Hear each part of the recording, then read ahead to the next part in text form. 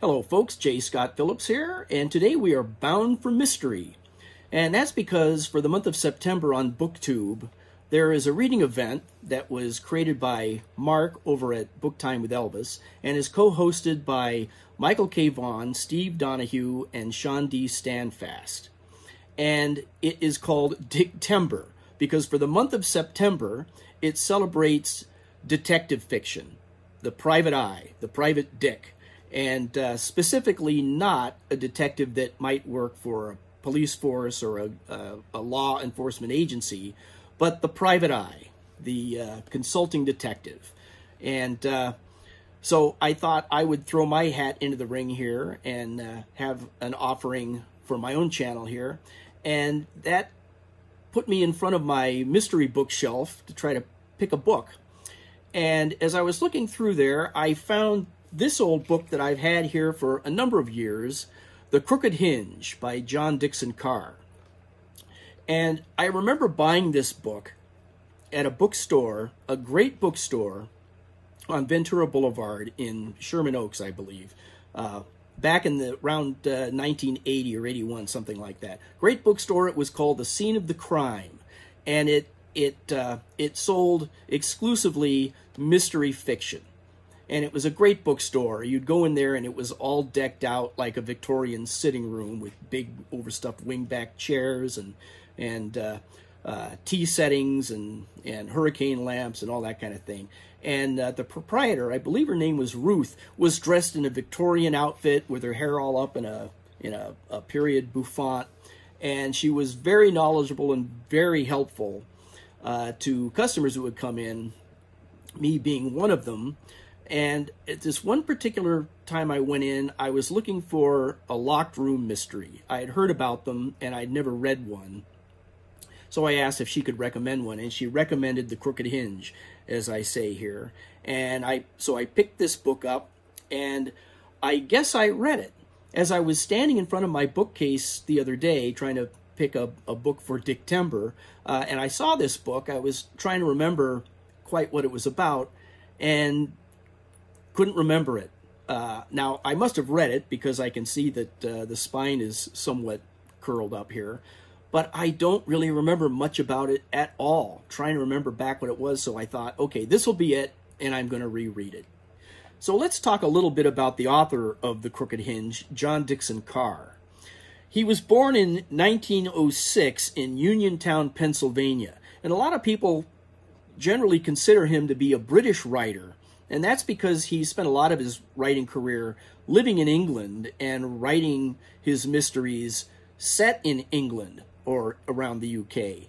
So it's an honest mistake, but he was from the good old USA, and he was considered to be the master of the locked room mystery. One of the great influences on Carr for his mystery writing was the series of Father Brown mysteries by G.K. Chesterton. And Carr loved Chesterton in his writing, and he revered Chesterton himself to such a degree that he even based his own character, Dr. Gideon Fell, on Chesterton. So when you're reading a Gideon Fell book like The Crooked Hinge, you're reading about a character who's based on Carr's own idol. Now, I'm not personally very familiar with Dickson Carr's work. I don't think I've read anything else by him other than this Gideon Fell book here that we'll talk about in a minute, other than a book that he co-wrote with Adrian Conan Doyle, the son of Arthur Conan Doyle, who, of course, created Sherlock Holmes.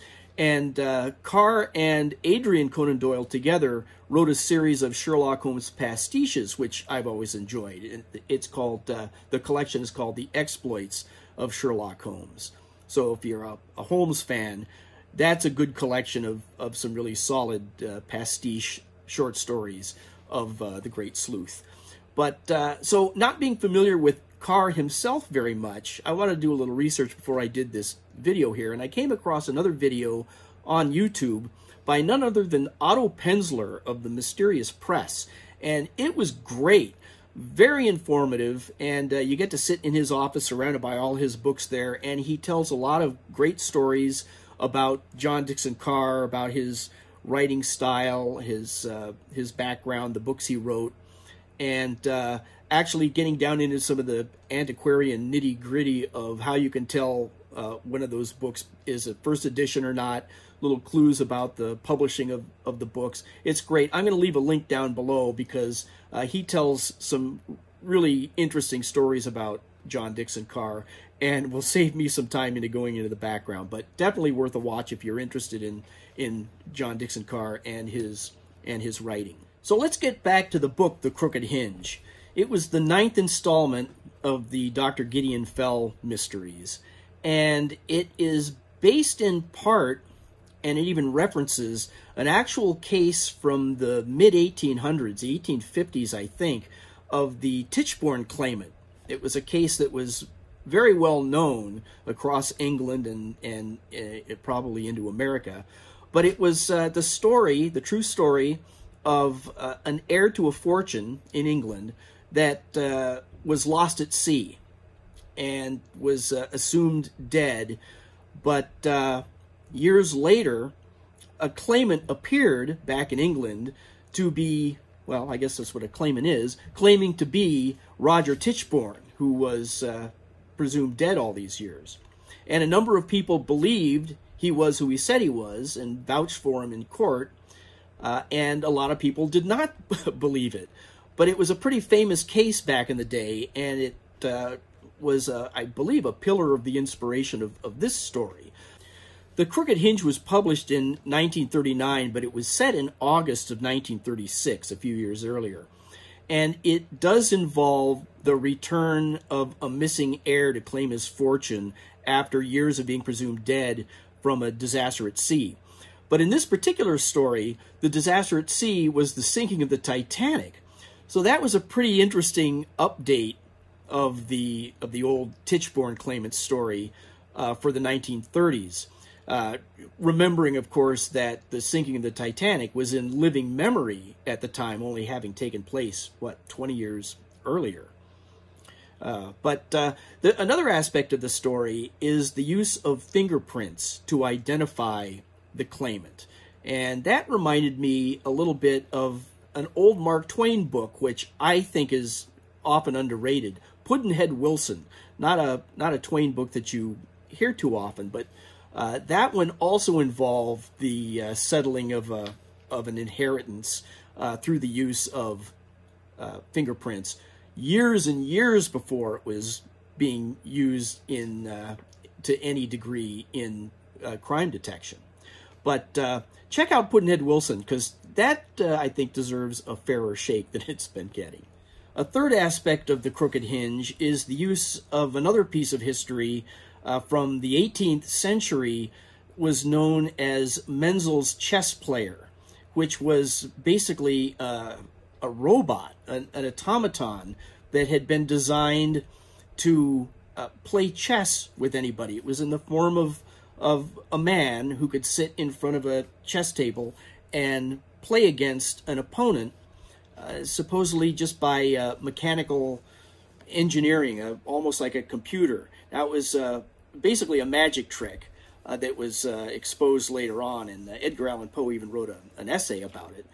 But a similar automaton appears in The Crooked Hinge, and it's in the form of this woman, kind of a porcelain doll type of figure, reclining on a couch. And it's been locked away in the Farnley estate upstairs in this room that no one is allowed to go into, which also contains several books of witchcraft, which figures somehow into the a previous murder that happened in the story a couple of years earlier.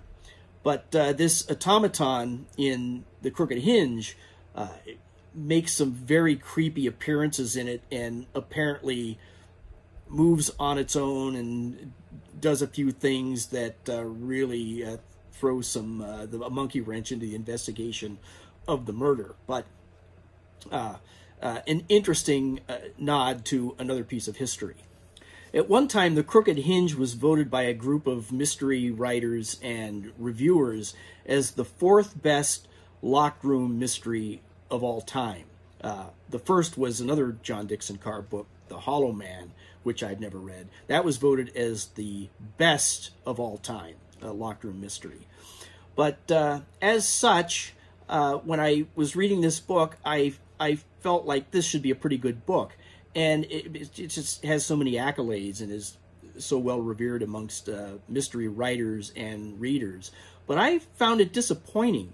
For one thing, now I've never read any of the previous Gideon Fell books at all, so I don't know. But in this book on its own, the character of Dr. Gideon Fell just doesn't seem like there's much to him at all.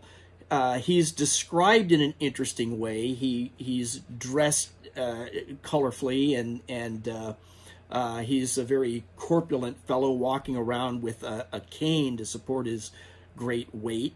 And he wears, I think, a planter's hat of some kind, and has somewhat of a distinctive mustache. But they all just seem like kind of visual affectations to me. I didn't really get a sense of the character's personality or history or background or the condition why he has to walk with a cane. There isn't any of that. And so many of the other characters in the story are, to me, much more interesting and compelling. The book itself is a fun read. It moves right along. It keeps raising new little mysteries as you're going along. As you think you're getting closer to figuring out the main mystery, other little odd things keep happening that keep you turning the pages. So that's great. It's a lot of fun to read, and it's easy to breeze through. But for me, ultimately disappointing, because I'm not going to give any spoilers away, but after the fact, some information comes to light that would have been good to know early on. But it seems to come to light even after Gideon Fell has supposedly solved the case. And it just seemed kind of unfair as a reader to be presented with this new information that wasn't even hinted at earlier in the book, unless, I mean, you can find hints of it, but it's very subtle. And of course it's meant to be, but it's not revealed by the chief investigator here. Dr. Gideon Fell does not discuss it or mention it or use it in his analysis at all. And so I felt a little cheated at the end of the story. But other than that, it's a really fun book. The whole aspect of the Titanic, the automaton, how was that actually carried out? Because again, it's technically not a locked room mystery. It happens out in the garden, but in front of witnesses. There are obstructions and things, but it appears to be a crime that was impossible to commit by somebody. It was seen in different lights well, you'll have to read the book to really get the gist of it. But the other thing about it that is a little frustrating to me is the title, The Crooked Hinge. And they mention a crooked hinge late in the story, and it's a white hinge, supposedly from a white door, painted white, that really, I would think there's 10 or 20 other things in the story that would have been a better use for a title. The hinge itself is just an incidental thing that really is not even a clue. It's just something that's mentioned. It's a significant event, but the hinge itself is not really a clue. So there were a lot of things in the story that left me scratching my head, which maybe that's the style of the Gideon Fell stories. I don't know. I haven't read any of the other ones, but it was a fun read. I will say that. Just disappointed in the way it was wrapped up at the end. So that's my look at the book, The Crooked Hinge, about the writing and the story and some of the background, the historic points that might have inspired elements of the tale. But as an art director myself, professionally, one of the things I like to do on my channel is to talk about the cover art of these books that we chat about here. And so let's look at some artwork for The Crooked Hinge. Now, I'm just going to keep this to the American editions to have some control over just the sheer number of covers, because this was written and published in the UK, but it was published simultaneously here in the United States by Harper in 1938. And this is the cover of the American first edition. The cover artist was Leo Manso, and he's depicting here the final moment of life of one of the two Sir John Farleys. At this point in the story, we don't know if it's the real John Farley or not, and we don't know if it's a murder or a suicide at this point.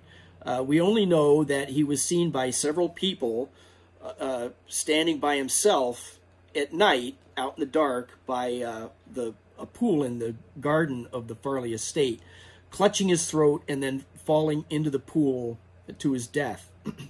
All we know is that his throat has been cut 3 times. And off we go with the first part of the mystery there.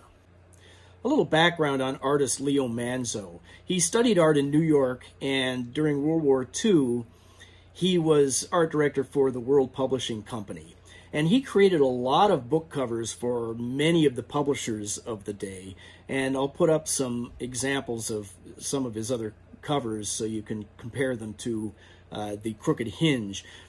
Now, in comparison to some of his other covers, for me, the Crooked Hinge is probably one of his weakest. It's just too literal, I think.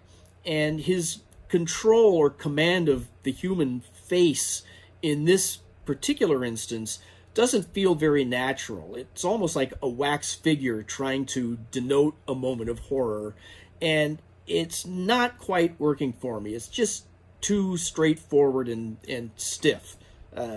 No pun intended. But I much prefer, look at some of these other covers here, where they're more graphic in design and more conceptual maybe, or symbolic of things in the story, of the mood. I haven't read many of these other books here, but they do have an atmosphere that they feel like they're setting, as opposed to a literal moment in the story. In 1944, Popular Library published the first paperback edition ever of The Crooked Hinge, and the illustrator for the cover was H. Lawrence Hoffman. He's showing us the automaton here that's been locked up in that forbidden room upstairs in the Farley mansion for a couple of 100 years, where she's been falling apart. So this depiction here is, as colorful as it is not quite accurate to the description in the book, where she's often described as a hag or the hag, and she's fairly monstrous in appearance, and that's some of the horror that is depicted in the story itself, why she's so horrific. We see a sinister figure lurking behind her there, and then in the foreground, that crooked hinge. Now, that is not the crooked hinge of the title by a long shot. But there it is, and it frames the eye flow nicely on here, and it's a good cover, just a little misleading as far as the events of the story go, or the descriptions in the book. Now, H. Lawrence Hoffman, the illustrator, studied at the Rhode Island School of Design, and he won $200 in a design contest for a commemorative coin celebrating Rhode Island's 300th anniversary. And he took that $200 and used it to move to New York City, where he became an art director for an ad agency for a few years. After that, he started freelancing, doing illustration for paperback and hardcover books, not just the covers, but also often the interior illustrations. And in 1947, he really hit his stride when he was commissioned to do the artwork for the Canterbury Tales. This was published by Simon & Schuster, and I bought a copy of this edition just for Hoffman's artwork alone. It's just such a departure from his usual sketchy and moody illustrations that we've seen up until this point. But they're just so fun and whimsical, very colorful, and this book is just full of these kinds of drawings, and they really capture the essence, I think, of a lot of the characters from the book. Just a lot of fun. Our next entry is technically not a book cover, but it's the summer 1948 issue of Detective Mystery Novel Magazine, which printed The Crooked Hinge in its entirety in this one issue. And the cover is by Rudolph Belarsky. He's showing us here a scene that is not really in the book, although it's alluded to. It's a witch's coven, and I believe the woman who's looking down aghast at it was the victim of a murder that took place a couple years before the main story that Gideon Fell has come into town to investigate. But as I say, this scene is technically not in the book, but just the style of magazine covers in those days wanted to tend towards being a little bit racy to sell the magazine, and this was a scene in the book that they could kind of get away with that. The artist here, Rudolph Belarsky, grew up in Pennsylvania, and at age 12 he had to quit going to school in order to work in the coal mines of all things. And during that time he was studying art through a correspondence course, and by age 22 he was able to get away from the coal mines and move to New York City, where he went to the Pratt Institute, and he eventually wound up teaching there. But by the late 1930s, he had gotten a job with Dell Publishing and started doing a lot of cover art for primarily aerial magazines, aerial combat stories, and depicting dogfights and that kind of thing. Very exciting artwork, and here's some examples of some of that, just to get a sense of his usual style that he became really known for. He probably drew on some life experience there for that last illustration for G-Men Detective there, the coal miners being haunted by that Nazi skeleton there. Death stops the coal, probably meant a little something to him personally. And speaking of Dell, they published their paperback edition of The Crooked Hinge in 1955 with a cover by William George. This is probably my favorite cover for The Crooked Hinge. It shows the automaton again in a really creepy way. It's not the porcelain princess that we had from the Hoffman cover, but if you really look at the automaton, she's really falling apart in kind of a hideous way. Her eye is missing, her hair is scraggled out there, she's chipping away, falling apart, and she's somehow holding this woman in her lap. That's the maid who discovered the automaton in the hidden room where she was not supposed to go, and she thought that she saw it move unexpectedly, and it scared her so much that she fell into unconscious for several days and was not able, under doctor's orders, to describe or explain what she had seen to Gideon Fell and the rest of the investigators. I also appreciate the graphic design of the cover with that red ripped section behind the book title there, and it sets up that nice Z pattern for the eye flow of the book, so you can really run around and kind of explore the nuances of the artwork. Really nice cover. The illustrator here, William George, studied under Norman Rockwell, and I think he really learned his craft under that mentorship. In the early 1950s, he got his commercial start illustrating covers for Zane Grey's Western magazine. And then after that, he moved on to Dell, where he illustrated this cover for The Crooked Hinge, and also did covers for Bantam and a lot of the other paperback publishers of the day. Eventually, years later, he wound up illustrating posters and other artwork for Masters of the Universe, which I am not going to show you any examples of. After that, we're going to move on to Berkeley Books' 1958 edition of The Crooked Hinge. And this is a cover by Lou Kimmel. Now, I usually like Lou Kimmel's work. He's got a kind of a Robert McGinnis style about him, as many artists of those days did. They all kind of fell into a similar saleable style. But this particular cover, although I like the drawings of it, I think it's executed really well. A little sketchier than his usual artwork, probably some deadlines involved here. But he's got that big hinge there that's breaking down the side. And I know the title of the book is The Crooked Hinge, but again, like that other cover we looked at with the porcelain automaton in it, This is not the type of hinge that is mentioned in the book by any means. It's not a simple door hinge like a lot of these cover artists like to depict. It's clear that they did not read the book. But other than that, it's a nice, colorful cover, and with the young lady lying there on the ground. Don't know who that might be. Perhaps that's the victim of the murder that happened a couple of years before the story took place. Could be, but that's the part there that probably sold this paperback off of the book stands. Lou Kimmel was a New Jersey-based artist who really made his mark doing cover illustrations for the Fawcett Gold Medal paperback line. And he did a lot of artwork for other paperback companies as well. But he was really known, probably best known, for his alluring ladies that really made his book covers popular and sold very well. And in fact, he did two individual covers depicting the same scene for a single title, I, the Jury. Kind of unusual for one artist to do two separate covers for the same title. It does happen from time to time, but he actually depicted the same scene in both cases. So take a look at these.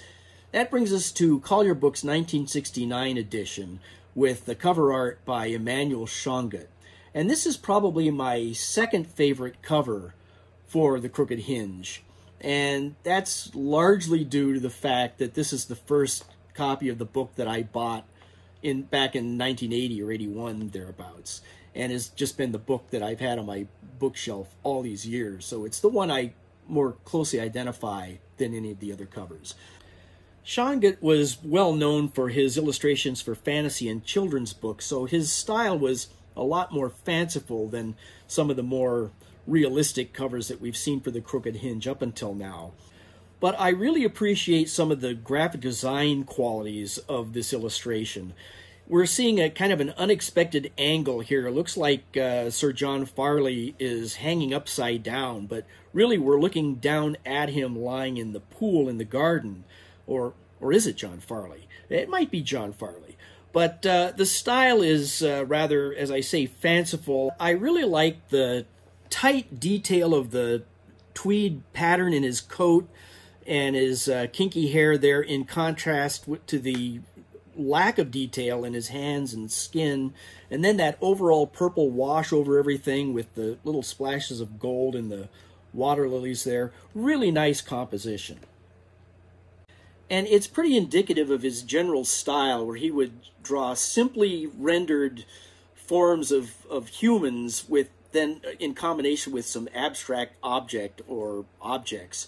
And he's kind of a collision of Art Nouveau and Peter Max in a way. And a few years after this cover came out, he was commissioned by PBS to do some poster artwork for Masterpiece Theater and Mystery, not to be confused with Edward Gorey, but a somewhat similar but maybe more playful style was very suitable for those shows. In 2008, Rue Morgue Press came out with this thing, with a cover by Rob Pudim. Now, it's not unusual for mystery books to have cover art of a horrific nature, but this cover is horrific for none of the right reasons. I get the feeling that the illustrator here read a chapter or two into the book and then set it down and came up with his concept for this cover here. Or maybe he was given a very light brief to go by that only touched on a few of the earliest elements of the story. But it's really just not working here. I get that the idea of the photos spread out on the table might be representative of a dossier or a casebook or something like that. The fingerprint card there seems to suggest that sort of a thing. But then we've got that crooked hinge right there in the middle of everything. And again, I know the Crooked Hinge is the title of the book, but again, this is not the type of hinge that we're talking about in the book at all. So it's just really not pulling the elements together properly. And then the art director in me wants to come out and say, if we are going to go with the idea of these dossier photos spread out across the table here, do we really need 3 different shots of the Titanic. I would ask, if you're going to go to that much trouble and detail to create original artwork for a book like this, and we're going to have that many photos spread out, could we go a little deeper into the story, and maybe instead of those 2 other shots of the Titanic, can we use that space to show something else from the story, the automaton, for instance, or maybe a photo of the body of the woman from the murder that happened 2 years before the story happened, that Dr. Fell has come out to investigate. We do see a shot here of a couple of shadowy figures, blurry there, but we don't know who they are, so that really tells us nothing, adds nothing to the story of the cover. Down on the bottom left here, we do see what looks like the estate, so that one makes sense. But then, is it too much to ask of a book cover design that the title of the book, and especially the name of the author, be legible? I mean, all of that type is crammed way up in the top 5th of the entire cover, and I can't read it from any distance, especially the name of the author there is so small, and it's against a background image of something that we don't even need. We've got already 2 other shots of the Titanic. Can we open that space up and use it for a nice big juicy title and author credit on there? In fact, there's even a line here to kind of sell the book, and I could barely even read it here. It says, Dr. Fell Impossible Crime by John Dickson Carr. It's impossible to read. So the entire cover is just the weakest of the batch here, I'm afraid, and I'm sorry to have to pick it apart so much, but I guess I feel like that's my job. So let's move on to one more cover here, and then we'll wrap it up. In 2019, Penzler Press came out with its edition of The Crooked Hinge. And the man behind this series of books, this was Otto Penzler again, who I mentioned earlier on in the video here. He's the one with the video about John Dickson Carr that you really should check out. But this is part of his American Mystery Classics series. And I believe that this might be an imprint or a division of the Mysterious Press. I'm not absolutely sure of that. But with Otto Penzler behind it, that's what gives me that idea. Now, it was Otto Penzler himself that came up with the concept for this entire line of books, the American Mystery Classics. And his idea was to kind of merge a vaguely deco style that was reminiscent of the golden age of mysteries, the 20s and 30s and so on, with a more modern approach. And I think it's somewhat successful here. I don't think it works as well for the Crooked Hinge edition. And let's just talk about that first, for instance. He asked his art director, I believe it's his art director, Mauricio Diaz, to bring on Andy Ross as the illustrator. So this is a little team effort here, concepting by Otto Penzler, and then art directed and designed, I believe, by Mauricio Diaz, and illustrated by Andy Ross. So a little bit of a committee going on here to a nice effect, I think, for this line of books. There's nothing wrong with this cover, but it falls a little short for me anyway when compared to the covers of the rest of the American Mystery Classics. I think what they were after with the Crooked Hinge was to pay homage to the original British first edition, which I didn't show earlier in this, just trying to keep it down to a manageable number of American covers. But it works as far as that goes. But if we look at the Crooked Hinge in comparison to the rest of the series, we see that we've got Teddy Roosevelt standing in here for Dr. Gideon Fell.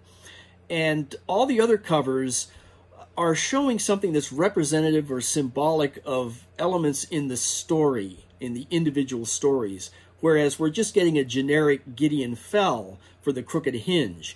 And like I say, nothing really wrong with that, except we could use this same cover, maybe change the color of the background or something, for any other Dr. Gideon Fell book in this series, and that would just start to get a little tired, I think. Wouldn't you rather see something from the story itself, perhaps the pool where our first Sir John Farley falls to his death, or maybe it's the automaton, or maybe, dare I say, the actual Crooked Hinge that's mentioned in the story. Something from the story itself. And that way, if Penciler Press was going to do some more Gideon Fell books, you wouldn't have them all with just a silhouette of Dr. Fell on the cover. I do think that would be more interesting and fit in better with the rest of the covers in the series. These are what we would call production friendly in the industry here, in that they're all the same layout, using all the same fonts across everything, and we're just changing out the art and the color palette, which all really work well when you see them all in a series like. I think I would have wanted to give each individual book its own personality by just simply changing out the font of the title, which is the same across all these books. What if each individual book had just a different style of lettering, of type, maybe a little flourish or something there that was unique to the individual titles rather than the same across the board? That would have added just a little bit something unique to each book in this series, and yet still retain the color palette and the white spotlight and the American Mystery banner across the top, and all that would have been great. But they still all work together, and I'm sure they're selling very well. Now, this is the most recent cover for the Crooked Hinge, so if you're going to buy this book today, whether you buy it online or at a bookstore or as an ebook, this is the cover you're probably going to get. So we're going to probably be living with this one for a while until someone else comes out with a new cover, which I'm looking forward to. And that, folks, brings us up to date on all the American cover art for the Crooked Hinge. And admittedly, that was a lot of covers to go through, but I had fun doing it. But if you consider that there's still all the British and other foreign editions of the same book out there, this was just the tip of the iceberg, to tie it back to the Titanic again. But I had a lot of fun going through the artwork with you, and hope you enjoyed it.